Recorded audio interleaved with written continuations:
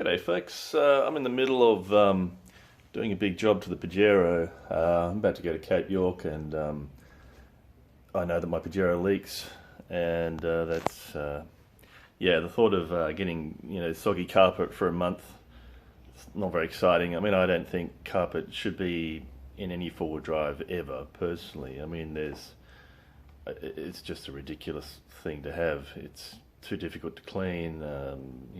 It doesn't last. Well, I mean, it's not too bad, but I mean, have a look at this. I mean, this is the underside of the carpet in the back of the car. Look at all this felt. Now, this is, great stuff. It's very lightweight. It blocks heat. It absorbs sound. It's great, but can you imagine if that gets wet? And then sits against the the panel work. There's a risk of it creating rust, a high risk of it creating rust, and it's going to be soggy and horrible. Yeah, it's made for us. It's for a soccer mum's car. The carpets are in my car. I mean, for what they are, they're not in too bad a condition, but they're definitely a little bit off color. I guess you could steam clean it and it'll come good, but yeah, this stuff, it's just not going to cut it for Cape York, knowing that my Pajero leaks, and I don't even know where the leaks are yet. I might know.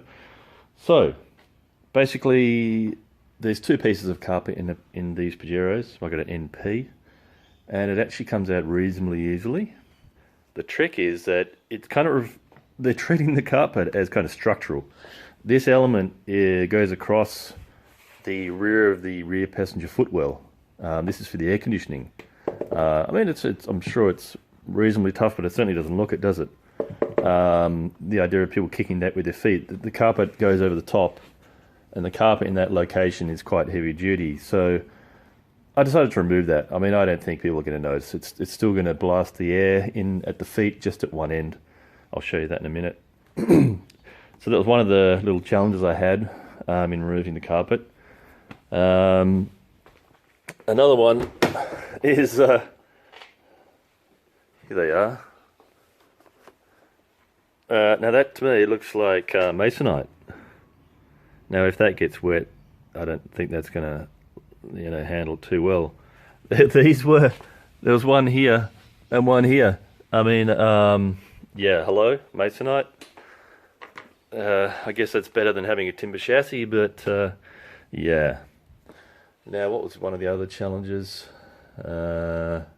Anyway, I'll find it. We'll get there. So, hopefully you can see well enough. So you take your carpets out, and then you realise that the floor is actually very variable. It really is all over the place. I'll just pop in here. I mean, the driver's side was kind of a bit worse, but yeah, you've got these very large shift here. I mean, this is pretty gorgeous stuff. So it's good that there's this here. I mean, this is not going to absorb water. It does a great job of stopping panel vibration, and it's very tough. Yeah, I don't know how much sound it will absorb. It's probably maybe, yeah, but it looks pretty awesome stuff. But and then there's this. You've got this like rail for electrics, so you don't really want to leave that exposed. This is nice and well insulated down in here. So yeah, I mean, my plan isn't just to remove the carpets, of course, and I'll get onto that in a second. So yeah, I mean, this is the rear floor area. I mean, look at that. That is so far from sort of flat or level or nice to kneel on or anything. So the carpet kind of hides a lot of these things. I mean, you need these things to hold the rear seats in place and stuff. I have removed a couple of tie-down points, which I never used. They were there, so that would have just been this kind of big knob in the way. So then you say, okay, what's the plan? It's not just to remove the carpet, is it? Okay, so I had already made up these heavy duty rubber mats. And when I say heavy duty, they're 5mm thick. I got them from Clark Rubber, and they're reinforced, so they really are heavy duty.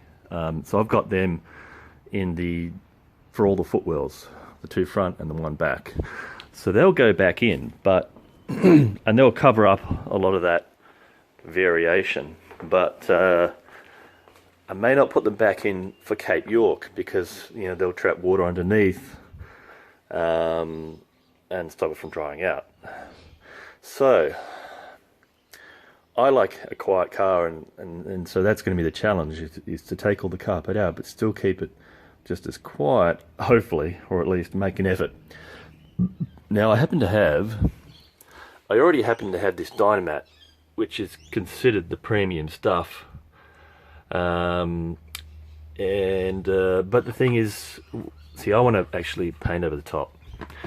I want to cover this all with a paint. And this stuff I would have to, because it's quite shiny, I would have to rough it up, which is fine. You could just get a scouring pad. But I knew I needed some more than what I had, or at least I figured I would. So I bought this stuff, which is a car builder's one. Now this I don't need to rough it up. Supposedly the paint will stick to that. Yeah, I figured it was kind of cheaper. It probably wouldn't be as good. It definitely isn't as sticky.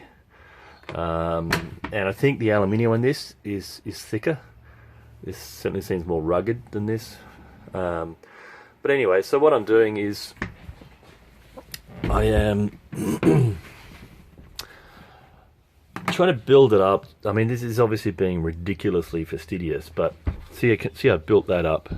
That was a low point, and now it's flat. So I'm just kind of being super ridiculous, and I'll put this stuff as a bottom layer, and then I'll put that on top, and then it'll end up flush or thereabouts. And hopefully I get quicker at this and better at this. But yeah. so the idea is to sort of fill in where I feel like it. Now these are, just so you know, there's 4 of these, and these access the subframe bolts. So yeah, I'm not going to cover those over.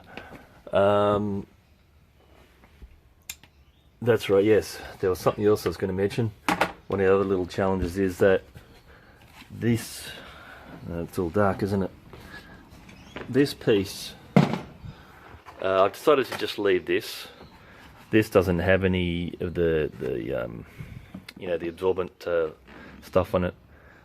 I mean, if this gets wet, it will stay wet for a little while, but I really couldn't be stuffed mucking around with this. I could rip that off and then paint it, but I just don't know what I could be getting myself into there. Now this piece, so this piece screws in here and here, and this is actually your carpet. So as you can see, you need that piece there, because without it you've got this gap. But I didn't want to keep the carpet. So I've got a rec, so I decided to just grab the one out of my rec. Thankfully it's the same or similar carpet, and I just cut the carpet. So I'm going to be able to use that here and then try and have some kind of transition. I probably will use some mats on here anyway, but I'm still going to paint it. On the topic of painting, I've decided to go with bully liner. Now I like the idea. It's not a toxic thing. It's actually water based. It's actually quite tough, and it's grippy when wet. So you can imagine if you've got a wet footwell and you sort of hop back in the car, your feet aren't slipping around the place. Now I could have used Raptor liner, and that's a tougher finish, I think, but it's not as grippy when wet, and it's a much more toxic kind of product. So, and this stuff is easy to touch up. So if it does sort of get scuffed up after a while, you can touch it up. The Raptor liner, it's harder to touch up. And the Raptor's a little bit more expensive, I think. So anyway, I decided to give this a go and see what I think. So you'll end up yeah, that's the basic plan. Rip the carpet out, build it up to be a bit flatter, and you know, have a bit more sound deadening. Then apply the bully liner, which I might actually brush on. Yeah, I mean, the idea of like masking off the entire interior, that just sounds horribly tedious to me. And considering how varied it all is, the idea of trying to use a roller, I think a roller could still be quite fast and effective, but I'm tempted to just brush it. Just get a big brush and just freaking slap it on. And then in my case, I've got those rubber mats, which I'm going to reapply to the footwells. I've already got sort of mats to go on the back, which I normally use anyway, so under the seat, well, you're not going to see that anyway, but that will be all get wrapped to bully linered. So yeah, it's oh, that was the other thing. Yeah,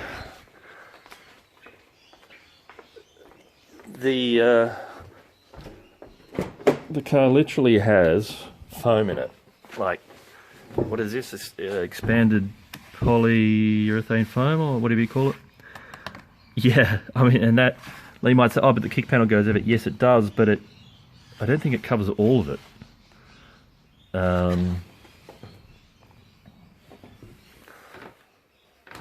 Yeah, I don't think the kick panel covers all of it. So this is kind of, you know, sort of vulnerable bits of plastic, but that's okay. I think it'll work out okay. I wasn't sure whether I would give that a layer of, but I decided probably not to. I'm just going to paint that